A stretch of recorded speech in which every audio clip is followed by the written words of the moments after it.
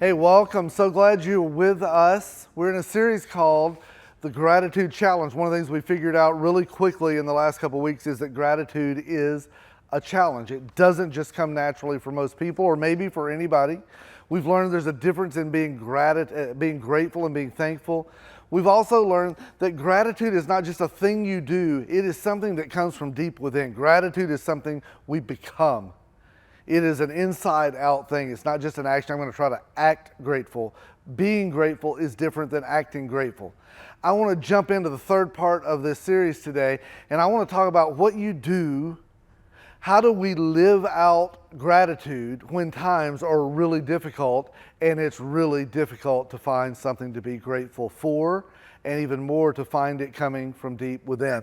As I was thinking about it, I thought about something I read years ago, kind of went and looked it up, and it's actually an accident report from a gentleman who had had a really difficult time. I'll just read it to you. You can understand. This is a guy who was trying probably to learn how to live a grateful life in the middle of difficult days. He said, I am writing in response to your request for additional information in block 3 of your accident report form. I put poor planning as the cause of my accident. You asked for a fuller explanation. I hope and trust these details will be sufficient. He said, I'm a bricklayer by trade, and on the day of the accident, I was working alone on the roof of a new 6-story building. When I completed my work, I found that I had some bricks left, which found to weigh 240 pounds. Rather than carry the bricks down by hand, I decided to lower them in a barrel by using a pulley, which was attached to the side of the building at the 6th floor. Securing the rope at ground level, I went up to the roof. I swung the barrel out and loaded the bricks into it. Then I went down and untied the rope, holding it tightly to ensure the slow descent of the 240 pound of bricks. You will note on the accident reporting form that my weight is 165 pounds. That is the start of some difficult moments. Due to my surprise at being jerked off the ground so suddenly, I lost my presence of mind and forgot to let go of the rope. Needless to say, I proceeded at a rapid rate up the side of the building. In the vicinity of the 3rd floor, I met the barrel, which was now proceeding downward at an equally impressive speed. This explains the fractured skull, the minor abrasions, and the broken collarbone as listed in section 3 of the accident report. Slowing only slightly, I continued my rapid ascent, not stopping until the fingers of my right hand were 2 knuckles deep in the pulley, which I mentioned in paragraph 2 of this correspondence. Fortunately, by this time, I had regained my presence of mind and was able to hold tightly to the rope in spite of the excruciating pain I was now beginning to experience. At approximately the same time, however, the barrel of bricks hit the ground and the bottom fell out of the barrel. Now devoid of the weight of the bricks, the barrel weighed approximately 50 pounds. I refer you again to my weight of 165 pounds. As you might imagine, I began a rapid descent down the side of the building. In the vicinity of the 3rd floor, I met the barrel coming up fast. This accounts for the 2 fractured ankles, broken tooth, and severe laceration of my legs and lower body. Here, my luck began to change slightly. The encounter with the barrel seemed to slow me enough to lessen my injuries when I fell into the pile of bricks, and fortunately, only 3 vertebrae were cracked.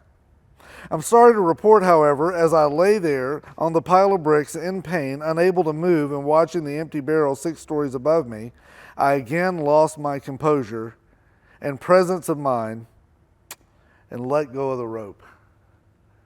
This is a guy living out a difficult time, but trying to find a way to be grateful. This is a guy who is living his worst day of life all in just a few minutes. I don't know if you've ever felt that way. I don't know if you know somebody going through that right now that you go, listen, I appreciate your little message series about living a life of gratitude. And you're right, it's a challenge, and it's a challenge that's kicking my butt right now. If that is you, if you know people who are going through that, if you can relate to that from your past, then today is going to be just right for you.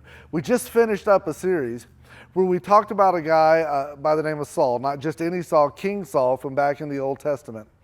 I want to look back a little further down the road than where we left off in the last series and introduce you to one more character from his life and beyond his life. And he is such a good example of what happens when we deal with difficulty and try to live with an attitude of gratitude. Here's where we pick things up. It's in 2 Samuel chapter 4, verse 4. Saul's son Jonathan had a son named Mephibosheth. Let's just stop right there. If any of you are going to have kids in the near future, this may be one of the trending names for 2024, Mephibosheth. Give it a shot. There's all kinds of things you could call him. Mephibosheth, that was Saul's son Jonathan had a son. So Saul's grandson, Jonathan's son.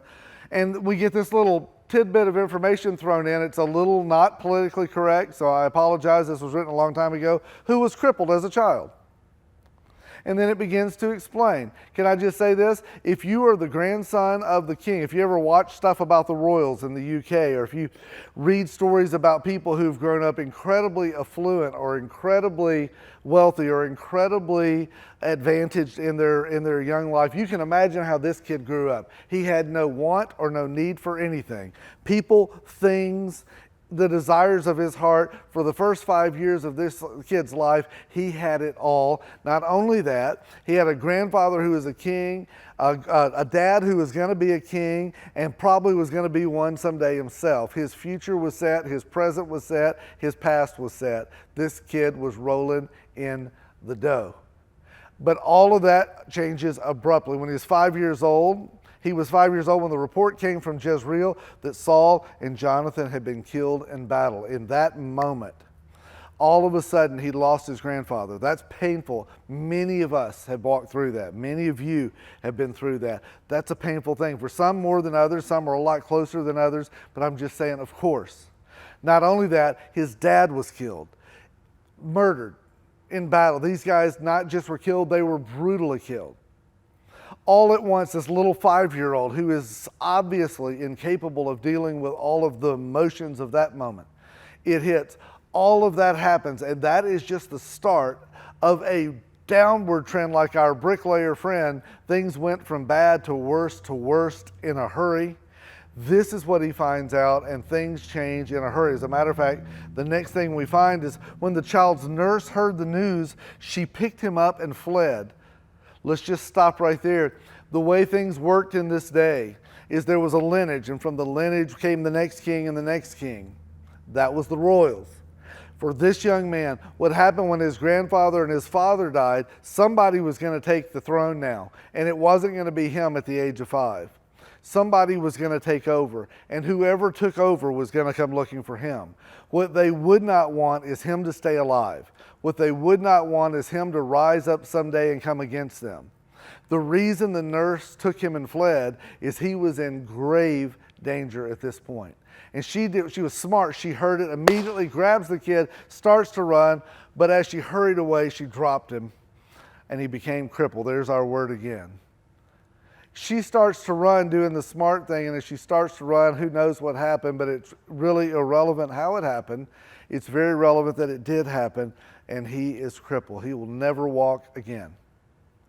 Talk about a lot of change in one blip, in one little moment of time. Can you imagine? He went from third in line to the kingdom, from the kid who had everything, to a kid who was now on the run, who was now deeply disabled and broken physically, and no hope for his future. All of that in a very, very short time. Now what we're going to do is we're going to stop in 2 Samuel 4, and we're going to take a deep breath, and a lot of things are going to happen. So that's where we quit learning about Mephibosheth, and then there's a huge ... and a delay.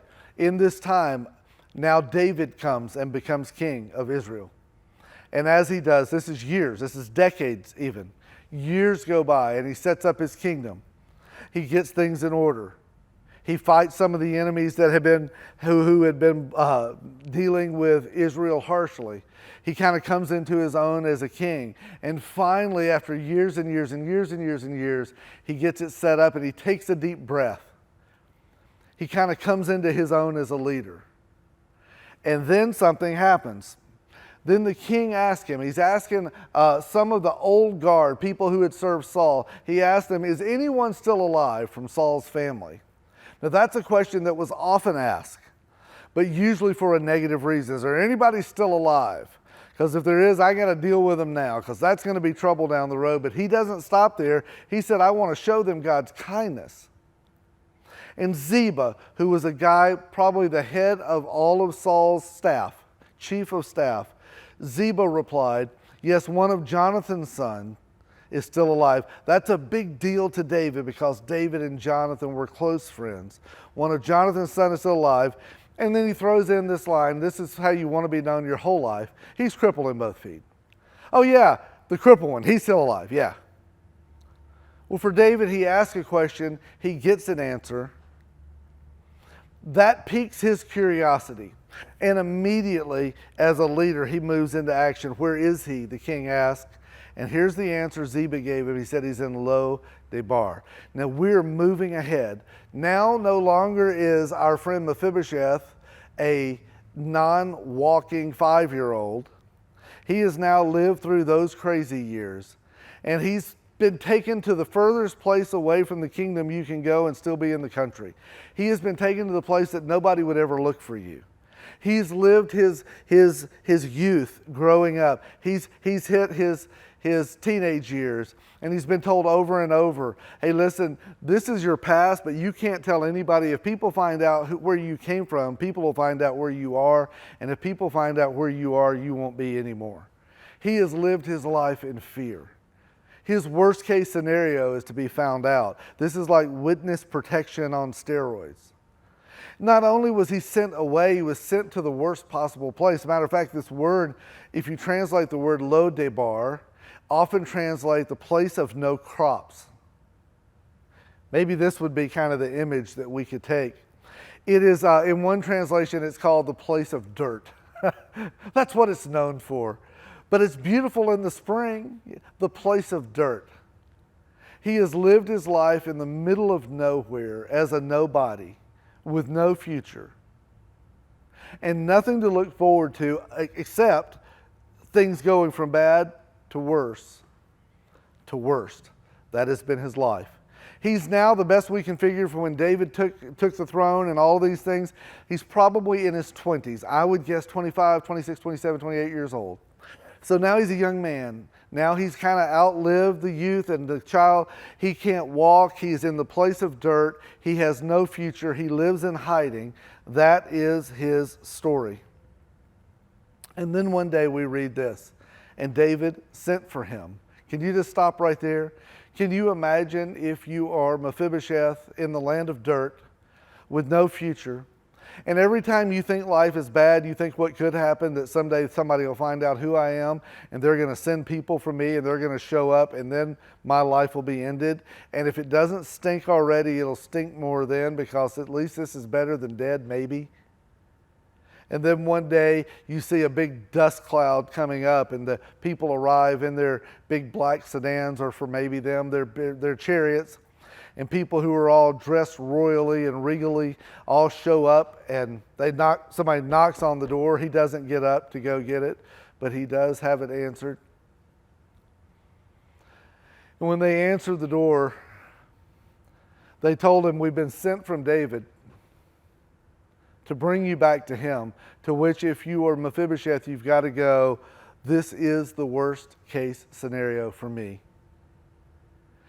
They brought him from Machir's house home, and when he came to David, he bowed low to the ground. He may not have had a lot of choices in that. In deep respect, David said, greetings, Mephibosheth. And Mephibosheth replied, I am your servant. Can you imagine the ride from Lo Debar back to the palace, where you're thinking, You're playing out in your mind how this is going to happen. Well, what's he going to say? And then how are they going to kill me? And is this going to be slow or fast? Is this going to be painful? Is it going to be something that I have to, are they going to tie me up and put me somewhere? Are they going to make sport of me? Are they going to cut off my head and put it on a stake for everybody to see so you don't ever mess with the king? How are they going to do this? How bad is it going to be? What do I say? What is he going to say? All of those things, because that's what we do. We run those scenarios. And when he gets there, he's down once again in the place of dirt. And he just says, I am your servant, as humbly as he could. Can you imagine right now if one of the people on the side had just showed him their Christian t-shirt or a little bumper sticker, or if they had just come up and said, hey, let me read you a verse. Here's one. Always be joyful. Hey, Mephibosheth, always be joyful. Never stop praying and be thankful in all circumstances. It's the gratitude challenge. Can you imagine what he would have said right now? As he's laying in the dirt, coming from the place of dirt, probably about ready to return to dirt. Hey, here's the challenge for you, buddy. Just be joyful, don't stop praying, and be thankful. You be a grateful little champion right there, sir. You can do it. But these verses do exist. And for people who feel like they're in the dirt, it exists for us today. And sometimes people like you're like, I'm going through all of this, and I turn on this today, and what we get is the gratitude challenge. Shut up. I have a feeling Mephibosheth would have been like, if I could get up right now, I would punch you. If I had a brick, I would throw a brick at you, Mr. Bricklayer guy. I don't know what he was thinking, but I don't think he just needed a cliche or a verse, but this is truth. This is the command. This is what God says we're to do. How do you do that when you're down there? That's the story. That's the question. That's what we're trying to deal with. David could have said anything. He could have said 1,000 things to him. He could have said, well. So we finally meet. Oh, I've heard about you. He could have said, it's about time. He could have said, stinks to be you. If you could have chosen anything good to say, this is how you would choose, it would be this. Do not be afraid, David said. Happens all through the Bible. When there's really big moments, God often appears to people and says, don't be afraid. I have a feeling if you're Mephibosheth, you would say, yeah, right. Get over yourself, king. There's nothing I am but afraid. But he didn't stop there. He said, don't be afraid. I intend to show kindness to you. Well, those are words you seldom get. Can you imagine being called on the carpet for anything? The first word you hear is, hey, don't be afraid. I have no intention of anything but kindness. Well, that would put a little air back into your lungs, wouldn't it? He goes on, I'm going to show kindness because of my promise to your father, Jonathan. He didn't know there was a promise. Mephibosheth, what promise? He didn't explain all that. He just said this, I brought you here not to do away with you, but I have got a great plan for you. You're going to love this. I have no intention of anything but kindness.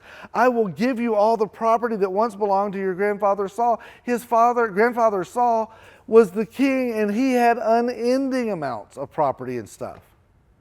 What he's saying is, I'm going to set you up for life. Dude, you are going to be it. You are going to have everything. Everything that you left, you're going to come back to and more. I have no intention of anything but kindness. And then he throws in this weird phrase, and you will eat here with me at the king's table. To which I read and go, we're talking about dinner? This guy's going through this and he's groveling down here in the dirt. We're talking about dinner. Oh, and by the way, we're having tacos. Taco Tuesday. Whoop!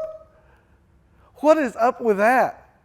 But it was something that was up with that. As a matter of fact, it didn't go away. If you read a little further, Mephibosheth bowed respectfully and he exclaimed, who is your servant that you should show such kindness to a dead dog like me? He is self-deprecating or self-defecating. He's doing something right now. He's going, listen, what's up with this? Well, I didn't expect any of this. And it plays out this way. Then the king summoned Saul's servant Ziba, and he said, I have given your master's grandson everything that belonged to Saul and his entire family. But Mephibosheth, your master's grandson, throws this in again, but he's going to eat here at my table. I'm going to give him everything, and I'm going to give him people to take care of him. Every resource he ever needs, but that's really not my focus. And again, it's obvious that's not his focus. That's his, and, but He's going to eat here at my table. And then as if it wasn't said enough, and from that time on, Mephibosheth, why would it mention this a third time, ate regularly at David's table, and then we understand it, like one of the king's own sons. This begins to explain a lot. This isn't about food. This isn't about dining. This isn't about, I've got a killer chef and you're going to love it. You can order a la carte or we have a buffet. It has nothing to do with food. This is about saying, I don't want to provide for you the things you need. I want to be for you what you lost. I want to be your family. I'm not inviting you to share in my stuff. I'm inviting you to share in my life. I'm not trying to give back what was once lost. I'm trying to give you something even better. I will share life with you. I will treat you as one of my own. Can you imagine, if you're Mephibosheth, how you deal with that? Can you imagine what? There's no possible way. There's no possible way. As a guy who'd been through so much, who's now been given so much, it is remarkable. Over the last few weeks, one of the things we've figured out is that our past often informs our present. We've talked about a rear view mirror and a windshield, and we need to keep them proportionate in size. But one of the good things about the rear view mirror is that it informs our present. We can't live in the past, but sometimes it explains how we got where we are and why we are where we are, which helps us. That's a good thing. You don't want to get stuck there, but it can often inform our present. For Mephibosheth, he's been told by whomever, this was your past. It has informed his present. This is how you ended up in the land of dirt. This is how you ended up hiding in seclusion. This is how you ended up where you are. It informed his present, and I put this added phrase at the bottom, sort of.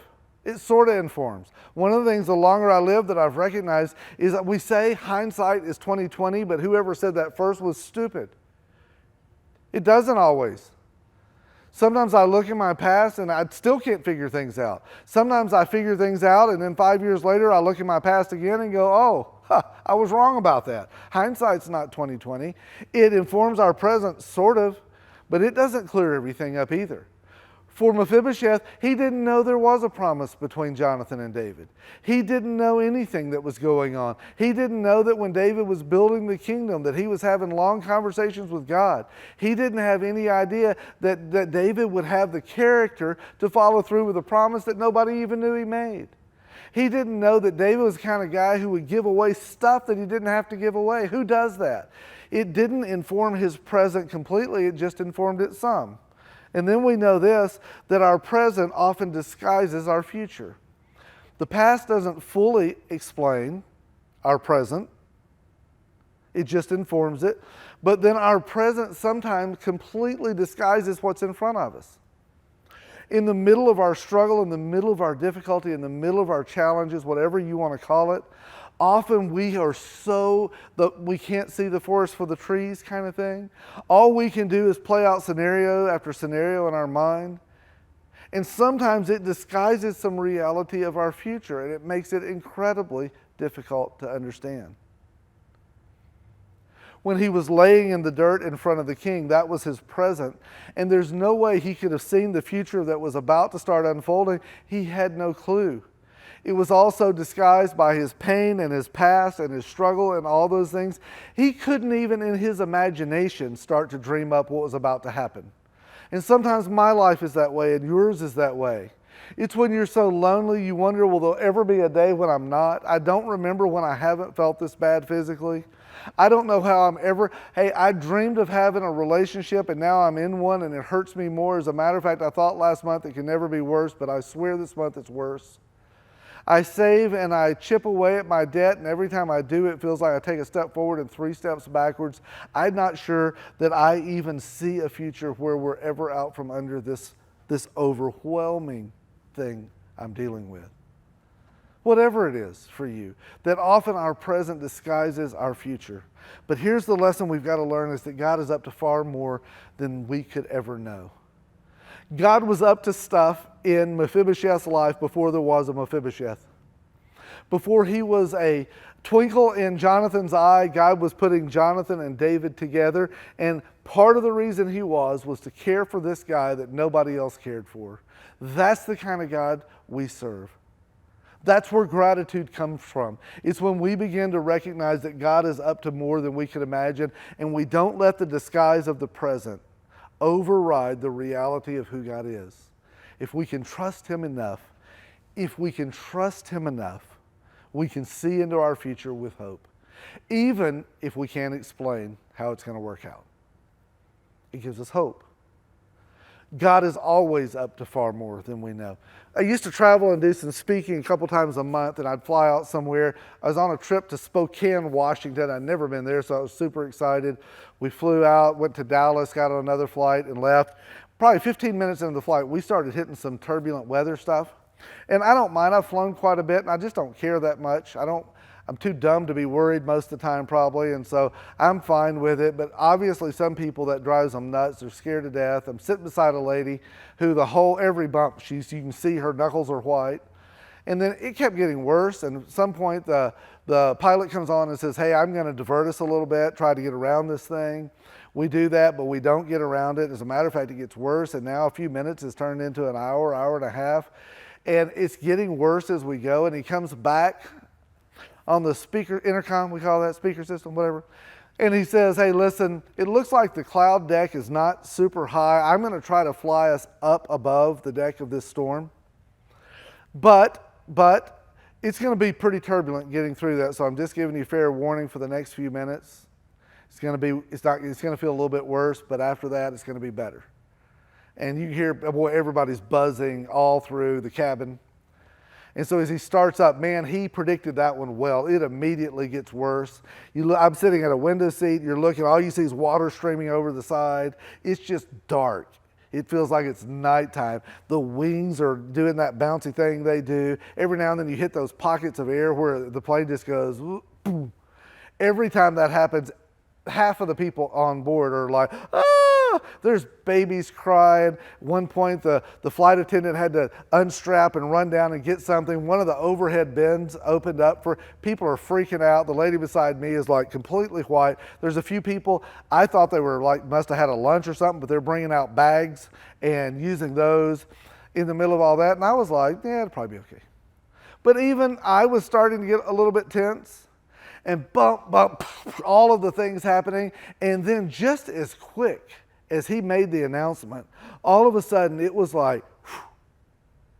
I mean, I was like, are we dead? What happened? And we broke through that storm, and it was so calm compared to where we were. It didn't even feel like, you could still hear the engines, the jets, but you couldn't feel anything. I was like, I look out the window and it is bright sun and deep blue sky is all you can see.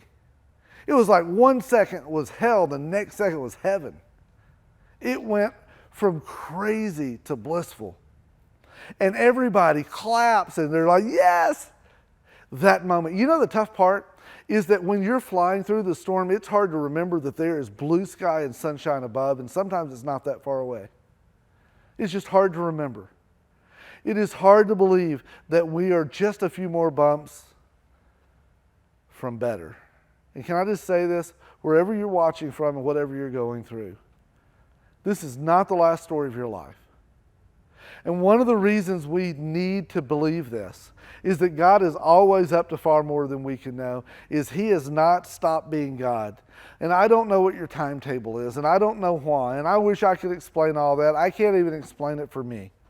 But I do know this, that He is up to more, and He's up to it for your good. And it's not just providing that thing you need, that what He wants for you and what He wants from you is not to get you to do the things He told you to do. It's not to straighten out what's crooked in your life. What He wants from you is you. Like David, what he wants is for you to sit at His table and be part of His family. And He has said if we will place our trust in Him, and this is where it is, it's when you reach a point where you say, God, I hand over control of my life, and I trust that You're up to more than I know. And I trust that You are able. And I trust that You can deal with my wrongs. And You'll forgive me of my stupidity and my coming short of what Your expectations are. You can take my wrong and forgive it. And if You will take me and care for me, and if You will offer me a place at Your table, I will joyfully sit there. I come to you like Mephibosheth on the floor saying, why would you do that for me? And the answer is, because that's how much I care. God, why would you do that? Because that is what my son made the promise he would do, and he gave his life for you. That is what this is. It is believing that God is up to more, and I trust him that there is blue sky, and even if it's not today, and even if it's not tomorrow, there is a day when he will make everything right. And in the meantime, he invites me to sit at his table and be part of his family. That's what God has done for me, and that's what he offers to you. And if you've gone to church, or if you've watched videos, or if you've listened to podcasts and you've listened about God, or you've read your Bible and listen, you know enough about him, but there's never been a moment where you, like Mephibosheth, said, thank you, I will take it, I'm in. As this dead dog before you, I come humbly to you and say, if you will accept me, I will be accepted. And I choose to be part of your family. And I will live filled with gratitude as a result. That's what it means to follow Jesus. That's what it means to place your trust in God. And can I just say for you, if that's the spot you're in, you've known about him, you've read about him, you've heard about him, but you've never experienced the love of God personally, then this would be the day, like Mephibosheth, to look up and say, thank you. If you will, I will. As best I can, I choose to give the control to you, and I'll follow you, and I'll trust that you know what you're doing, because you're God and I'm not. Man, for some of you watching this today, that would be as life-changing as for Mephibosheth the day that they came and picked him up and brought him in front of the king. It's the very same story. And then the question for all of us when we're going through difficulties is this. The right question is, what is God trying to teach me now? If you're a follower of Jesus and you're like, why does God keep letting this happen? I don't know. You needed to find somebody smarter to watch today than me. I don't know. I don't understand it all. You know what? Because I'm not God. I don't know what he's up to. I don't know. My past doesn't inform everything in my present. My present often disguises my future. I don't know. I wish I knew. If I knew, I would tell you, but I don't know. But I do know this, that God is up to something in your life, and he will take you through whatever you're in right now, and he will do something good with it. But the question is, what is he trying to teach me right now? I sit with hurting people all the time, and they share their story, and I hurt, I empathize, I feel with them. I remember times I've been hurting and hurt with them through the process. And I always ask this question because I keep asking it to me, all right, I'm in the middle of this. What is God trying to do with me? What is he trying to teach me? You say, well, I don't know. I don't know how to answer that. Ask him. Go to God day after day and say, God, what do you want me to learn? What do you want me to become? Maybe I'm going to focus even more on God, what do you want me to become? More than, God, would you take this away? I'm going to focus on whatever you've got for me right now while we're bouncing through the turbulence. I want to learn it, and I want to grow, and I want to take those next steps. And whatever you've got for me, God, I don't love it. But instead of being anxious, instead of giving up, I'm going to every day pray, and I'm going to begin to trust, and I'm going to see what you've got for me to learn, and I'm going to learn it well, and I'm going to use it for the rest of my life, and then to my life beyond this life, it will benefit me forever. That's how you live a life with gratitude even in difficult times, just like Mephibosheth. If you think his story is incredible, his story is my story. That I deserve nothing and I've been given everything. And his story is your story if you'll receive it. Or if you've received it, don't forget what's been done. And don't assume that because you can't see the sun in the blue sky that it is not there, because it is. Why don't we pray and we'll wrap things up. So God, for those who've watched this today that know about you, they've heard about you, but you are still just the character in the Bible, character at church. Might they today come before you and say, just like Mephibosheth, I don't know why you would offer this to me, but here, as humbly as I can, I accept and receive the place at your table that you've offered me to be part of your family. And I'll do the best I can to hand over control and follow you and live the life of the son you intended me to be, the daughter you intended me to be. And for people who are just getting the snot kicked out of them right now in life, and it feels like we're going from bad to worse to worst, would you give them the reminder that our present often disguises our future. There is still blue sky. There still is sun. And that you are up to more than we know about. And would you help us lean into that and ask the question, what can I learn now? What do I need to develop now? What are you doing in my life right now? And I so trust you, I'm going to put my focus there instead of why or what's the fix. I'm going to put my focus on you making me everything you decided you wanted me to be, because I trust you have my best at heart. Help us with that, we pray in your name. Amen. Thank you, guys.